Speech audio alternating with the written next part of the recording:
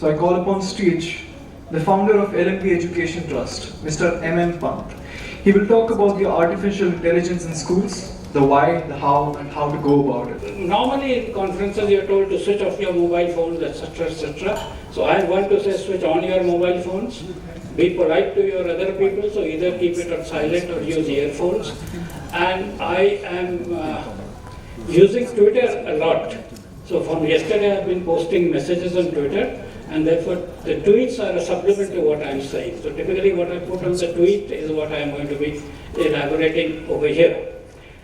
I don't use PowerPoint, and I've said this before, many of you may have heard me, that power corrupts the politician and PowerPoint corrupts the academic. So I don't use PowerPoint because you tend to then write something in advance and then just read that. That's of no use. I want this as an opportunity to have a conversation. I was told that towards the end you'll have time for question answer, but I'm quite happy if somewhere in between also you want to raise your hand and say but, however, etc. We're very happy to have this conversation. This conversation will not finish in the time indicated there. We'll continue far beyond it on Twitter, WhatsApp, email, whatever you want. And if they have they shown any slide? You know, they haven't shown a slide. I gave one slide to be projected. That's my contacts, but that's okay. So the point is very simple. AI in school, the why and how. And when I was thinking over it, I realized that how not to is also even more important. The reason we need to talk about AI in school today is that AI is all around us.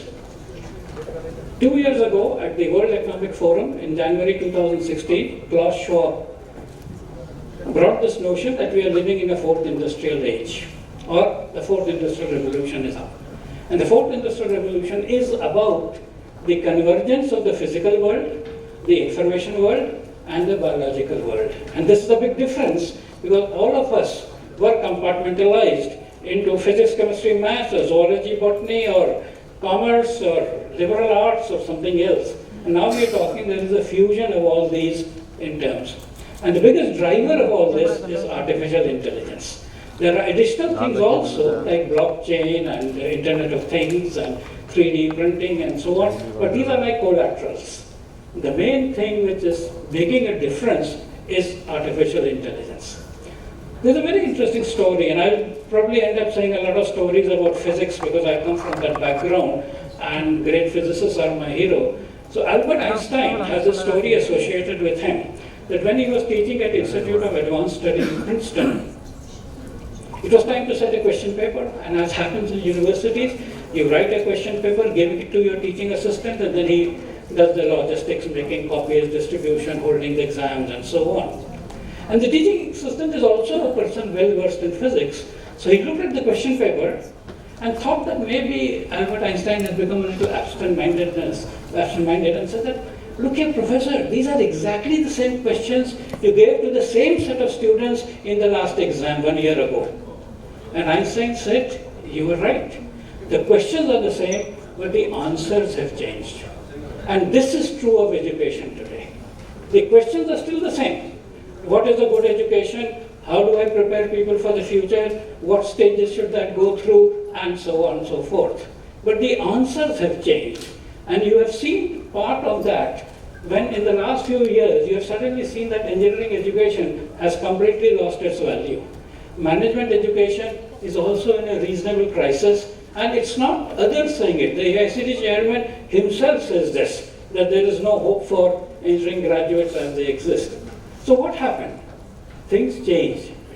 When Einstein talked about his thing, there were fundamental changes because Einstein himself had in 1905-1906 propounded new laws of physics. One of them was the special theory of relativity, the general theory of relativity, the photoelectric effect, and the Brownian movement. There are 4 papers published in the same year, each of them worthy of a Nobel Prize, although he was given the Nobel Prize for the photoelectric effect. The point was all of Newtonian physics was replaced by another physics.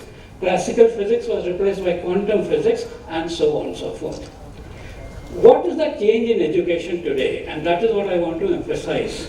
The change in education today is that earlier education was for us to be able to repeat what was earlier known already to people. And you said, I also know that. And what happened in most examinations was, the test was, can you write what is in the book without looking at the book? The people of Bihar don't like it, but that was the purpose of an exam. And it was so serious that when I was saying this once at some event, there was a professor from IIT Lucknow, and he said, you are so right. I give a course in oral communication, but I am required to have a written test to test the oral communication. And this is IIM, and that's why I'm kind of trying to say. So what is the big change that has happened? The big change is that having a good memory and being able to repeat what is in the book is no longer valuable. When we were young, that was important because knowledge was scarce, knowledge was in only a few places, and you had to keep it with you. When I studied MSc Physics in 1965-66, I could use the same notes which my uncle used in 1944-45 because the same thing was in the course: interference, refraction, Fresnel biprism, Newton's ring, etc. And he was very meticulous, he had very nice notes and I could use it. But things have changed today. Things have changed not only in terms of the information that we are talking, in terms of what you will do with the information. Now, this is what is very, very important. So what has changed is that we were being told to, and in fact that's why at that time memory was very much. So I was a good student, I had a great memory. I can still tell you pi is 3.1415925 log pi is 0.4972, square root 2 is 1.414, square root 3 is 1.732. So now if I know log pi is 0.4972, while you're looking at the log tables, I'm already one step ahead. But today it is no longer important. You press anything and you will get pi to 33 places. So all of us in this room know pi to 33 decimal places. What do we do next? And this is why engineers are not wanted, because they know whatever is required to be known, but they can do nothing with it. And this is the big difference. Not only that, another thing that is happening, and I mentioned this thing about Einstein, that we are now in an age of AI. And therefore the external world is also changed, because you will now have to function in a world of intelligent machines as well. Earlier the world was other intelligent human beings and you had to work with them. And this is a very big difference which has just come upon us and is coming upon us very fast. Many of you who have good cars would know that in the mirror it is written, objects are closer than you think. Why was this necessary? Because these mirrors are convex mirrors, the field of vision is very large, they can see objects, but they look you think it is far. Same thing is true of AI. We think AI is far, but AI is already amongst us. When you use email, your spam filter is artificial intelligence. When you use Google Map, that Google is artificial intelligence. If you use Siri or Alexa, it is artificial intelligence. All recommendations that you get in Amazon to buy are artificial intelligence. So it is all around you already and will get more and more. Now let me try to get to the thing that why this traditional education system is no longer going to be working. I talked to you about Einstein, and now I will talk to you about a person called Pauli. Pauli was also another very famous physicist, very sarcastic. He could never say anything nice or good. And so when people went to him, he of course was a Nobel laureate, many of his students were Nobel laureate. So if you showed him a piece of work you had done, and if he didn't like it, he had a very favorite expression called, it is not even wrong. He says to be wrong, you are at least addressing the problem. You are not even wrong. And this is what I can dare to say of the Indian education system. The Indian education system is doing something which it knows nothing about. Why is it teaching something? They have no idea. I often ask a general audience that how many of you have had to find the third side of a triangle given two sides and the internal angle? And so many people have been failed because they couldn't do that when they were in school. And nowhere in life do you actually use it. And somebody else was telling me that his son asked him, so whatever you learned in school, where did you use it? And then we try to say, that is not important, but we teach you some skills which are relevant for life. So why not teach the skills directly? So if you say mathematics is taught so that my deductive logic improves, why not ask me to solve Sherlock Holmes mysteries or any other kind of a puzzles and so on? So the reason it is wrong is, and I'm sure amongst you there are some people who already have exposure to it. So They are all talking about educational system. What about the learning? There is no mention of learning. Now, if you look at learning itself, so for example, in machine learning, one of the very standard textbooks is by T.A. Mitchell, and this definition is quoted in Ian Goodfellow, it's quoted in Yoshua Bengio. All the standard books will quote this definition for machine learning. I may not be doing the verbatim, but what it says, and a learning algorithm or a machine that learns is said to be a learning machine if on a given task T, whose performance measure is, let's say, P, its performance improves with experience E.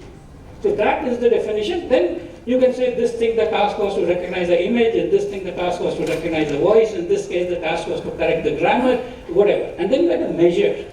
Measure is now something about how accurately it does it and so on and so forth. And the experience is how you trained it. Supervised learning, unsupervised learning, reinforcement learning, whatever. So the point is that our learning system has no idea. What is the performance measure?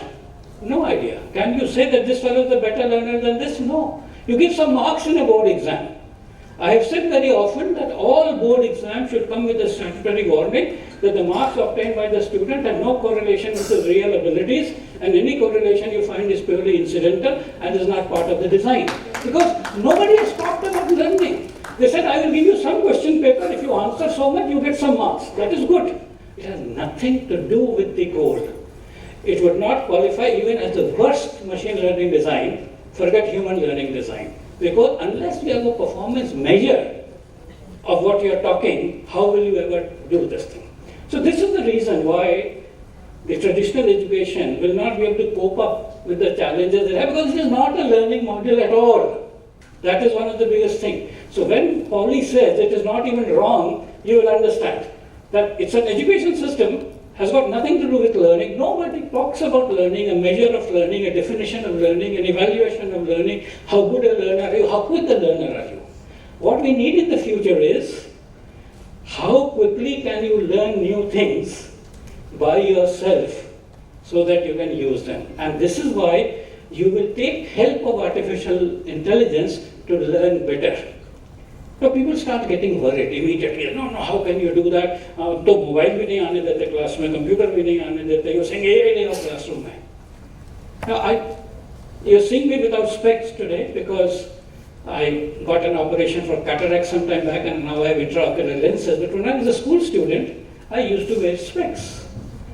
Now you say specs is a additional device that you have brought into classroom, you are not allowed to use. So without specs, I will get a 0 because I can't see what is in the book. With specs, I become a topper. This is exactly what the role of AI is. That students who are considered bad learners, C, D, F, etc., will become better learners. Just like specs allowed them to be able to see what they couldn't see, AI will allow them to learn what they are not able to learn. It's a learning additional device, if you like to call it a prosthetic device, enhancement device, whatever. Now if you're not doing that, it is almost a sin. It is like telling a child who can't see not to use specs while studying in class. To say that I will not use AI in class is as criminal as that. So let me get on further. So the point is that people see AI only as certain things which are threatening and taking away jobs and so on. So the first thing is, so why are we talking about learning AI? First thing, and you will please do refer to my tweets. So go to my tweets because there's a lot of stuff there. And if you become a follower, you will see many of my tweets on education, about 1,000 tweets. China has made it compulsory for all its students to learn AI. Not only have the highest number of patents on AI, not only are they collecting all kinds of data on AI, all data related to health and genetics, largest databases with China. New chip design is China, and they're getting all their school children to learn AI. Canada has an opportunity for its children to learn by an online course because the issue of teachers, etc., which they can follow and do it. Finland is not only talking about its own children, it has created an AI awareness program open to everybody. Any one of you can do that course and get a certain degree of AI awareness. You will also get a certificate from that place that you took that course of AI awareness. So the whole idea of being able to do that is important. In our country, Bharat Ratna Pandit Madan Mohan Malviya, in 1919, almost 100 years ago, said that we must teach technology to our children while they are still at school, and said that even if we start teaching them when they are class 7, it will be another 7 years before they will come to the world. So why don't we teach this at schools, especially when it is perfectly doable, and that's what I'm going to talk about there. And I'm happy to continue detailed deliberations about how we can do this in school. We have here Dr. Rajiv Tyagi. He's a one-man team for being able to do that, and has already done a lot of things around it. So the point is that IITs, when they were created in the 1960s, people have forgotten, they took students who had passed class 11 and went them through a 5-year course. Then later on, for various reasons, it became coming in at 12 and doing a 4-year course. This reduction of 5-year to 4-year did a lot of damage because it reduced the time, it focused more and more on this thing and did not develop. The other interesting thing is that why was IIT education different from other? Engineering education existed in the country long before IITs were born. There was Banaras, there was Gindli College, there was something in Pune, Khatpura. But IITs changed the paradigm of teaching you physics, chemistry, maths for the first 2 years before you took on what was called the branch-based subjects. So IITians became problem solvers.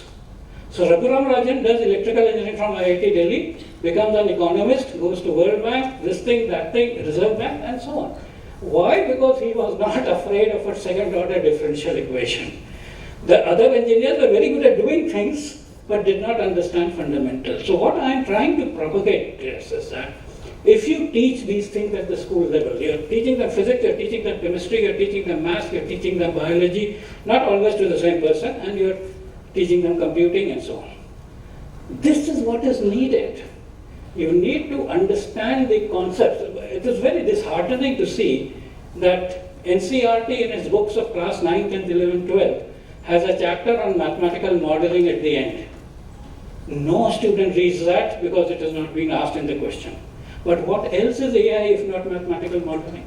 All machine learning is mathematical modeling of a large set of data. When they tried to teach you in class 11, you didn't want to learn. It was given as included a few pages within a 105 rupees textbook. But you will pay lakhs and lakhs to some Bennett University or something to teach you how to do what was it? Königsberg Bridge as a graph theory is given in that book, last few pages. But people will wait till they come to some very expensive institute, pay lakhs of rupees to learn the same thing about it. So every concept that is used, the fundamentals are there at the school level. I have a feeling that it will also help them become more interested in the subject, because sometimes the subject is very dull because it doesn't seem to be of use. I asked some of the physics teachers when doing a program that when students study physics with you, anything other than engineering exam is in their minds. And they said no, they're studying physics because it is required in the engineering exam. But a lot of things which are taken in machine learning, etc., are what you learn simultaneous equations. 2 variables, 2 unknowns, get the answer. If this is n variables and unknowns, you already got the concept. For 2 you could do by hand, for n the computer will do it. So now you are capable of looking at a multidimensional vector. So if you look at education in its abstractness, now we talked about what was the wrong. The education abstractness is that a learner is a multi-parameter vector. So you can say these are his scores in various subjects, and need not be 3, but you have to have a measure of his performance. So the measures are there, x1, x2, x3, x4, xn, on physics, chemistry, math, biology, history, literature, everything can be there. It could be 0 in some of them, doesn't matter. And then you can talk about his various skills, problem solving skills, life skills, social skills, etc. 30 of that. So a learner is a 30-dimensional vector. This is his initial state. You want to transform him into a final state where he has 100 marks in this, he has this. So education is that matrix. You will transform this initial vector to the final desired vector. And if you don't understand this, you will not be able to do education. You will look at something that makes sports compulsory, make Rana Pratap compulsory, tell Ashok is very important, but you're not doing anything. Education is about transforming a learner from an initial state to a final state, which is your desired state. Initial state is where you found it. This is not magic. Every learning process actually goes through 4 stages. The first stage is called unknown ignorance. I don't even know that I don't know AI. Next is known ignorance. I have told you if you don't know AI, you are in bad shape. The third is known knowledge, known competence. So I've learned AI, so I can do a few things. And then it becomes unknown competence. I talk about AI as if I knew it from my childhood. A good educator takes you through these 4 stages, and if you so like, you can call it the algorithm of learning. The master algorithm of learning is to take them through these in measured ways, etc. So anyway, we can go on, and basically what I'm saying is, if we get school children to be ready for AI age, they will be doing the next level AI rather than being stuck in this thing. So what we have today is called the narrow AI, specific AI. So which can do this, can make driving a car, it can do this. Humans have a higher general intelligence. And therefore these people, if they learn from school itself what these are, they will be ready for leadership of the country and of themselves in the next level of AI. So that's the other reason. Time seems to be running out, and therefore I will now start trying to, as in the flight, in the aircraft they say now we are beginning our descent, so I am now beginning my descent to be able to touch down in time. We'll see if we can take some questions, otherwise I'm here till the lunch, etc. And after that also you can connect with me on internet. So, how? First, how not to? Please don't let CBSE make a curriculum and force it on you. See that the government is completely out of this as far as possible. Because the moment they are in, they will tell you that in the Mahabharata times we already had AI. And therefore there is no need to relearn it away, it is in our blood somewhere or whatever. So forget that. It has to be a community effort. I tweeted a very famous quote by a lady called Margaret Mead. Margaret Mead is very famous for bringing anthropology to our lives. Classic work was called Coming of Age in Samoa. And she has a famous quotation saying, never estimate the power of a few committed people to change the world. Indeed, that is the way it has always been. And I am saying that is the way you should deal with this. Another very interesting lady in this field is called Elinor Ostrom. Elinor Ostrom got the Nobel Prize in Economics for the year 2009. She was a professor in Bloomington University, Indiana, and she did very, very unconventional work. Prior to Elinor Ostrom's work, it was considered axiomatic that if people are put together, nothing will happen. And Garrett Hardin had a famous paper called The Tragedy of the Commons, saying that if it is everybody's responsibility, it is nobody's responsibility. We understand that. But you don't get a Nobel Prize just like that. So she took a lot of data about community efforts. And she proved that in certain circumstances, the community does better than either the government or the private sector. And this is something which is very, very important.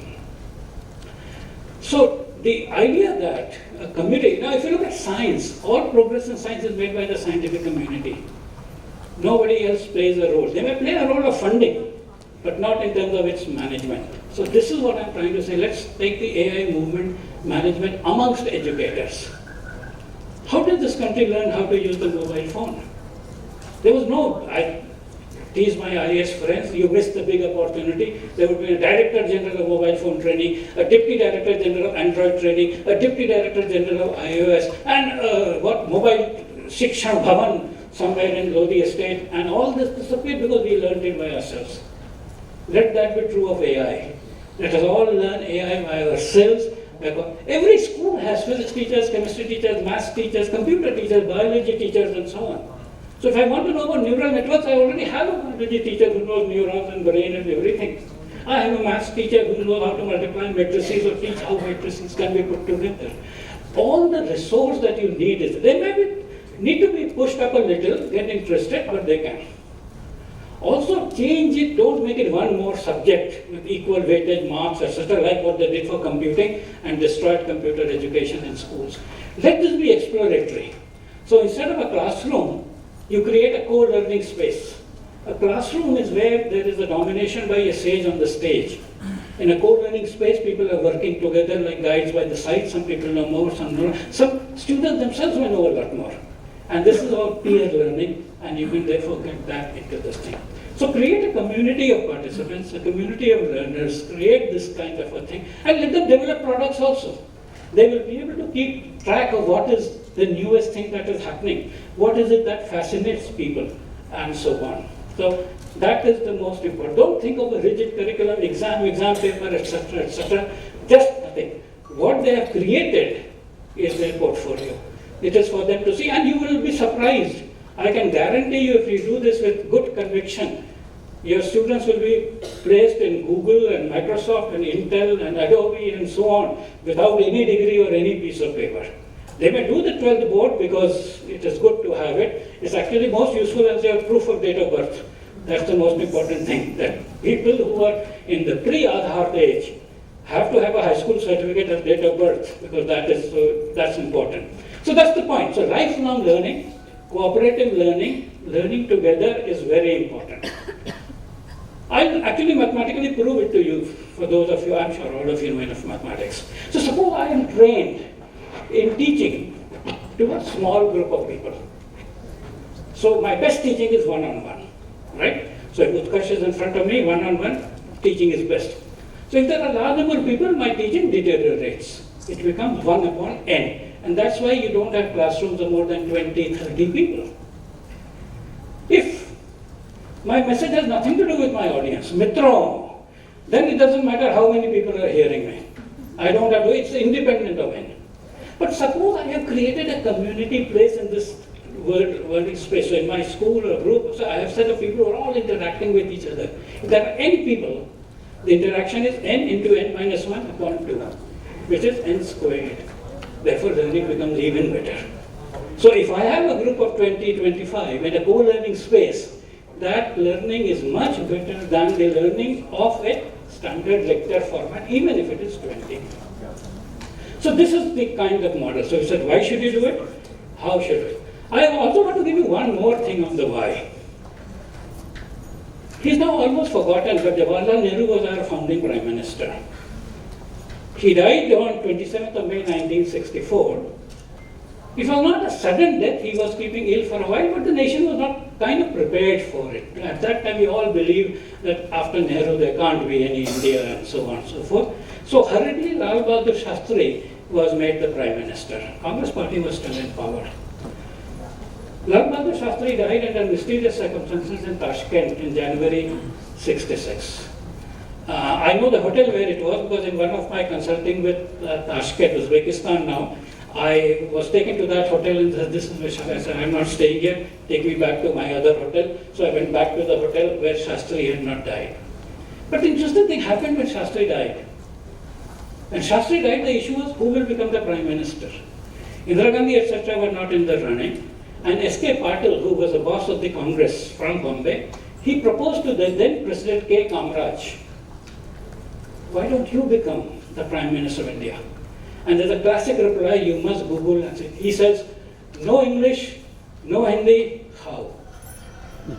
And what I'm saying today is, if you're looking at the future of your children, no English, no AI, how? For English, I gather that Cambridge English people are here to assure you that you have good English understanding, etc. AI, we don't have such a ready solution, but together you can make a solution where our children are both English ready and AI ready. In English, they will take any test like IELTS, get band 9, etc., etc. On AI, they become self-determined learners who learned AI on their own. And this is what will be even more valuable. So when they go and say, I made this, who taught you? Nobody. This is what the future is about. The future is about autodidacts, self-directed learners. Who do you think taught Edison how to invent? Nobody, he did it, right? So this is exactly what we are talking about as a future which is really positive. Because otherwise, if you look at all stories about education today, they're very depressing. Out of so many million people, only 4 can get job. How many? So many people, only 4 are employed. But why is it so?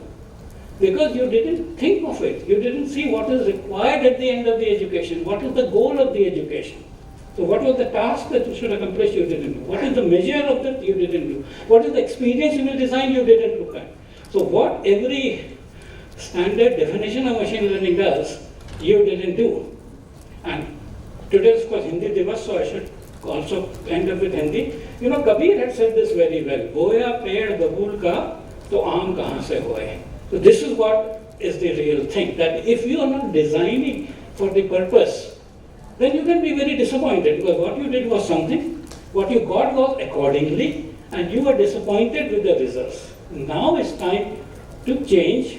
We know everything about it. We can do. Most of the capabilities for this are in this room and similar rooms, so we should be able to go ahead.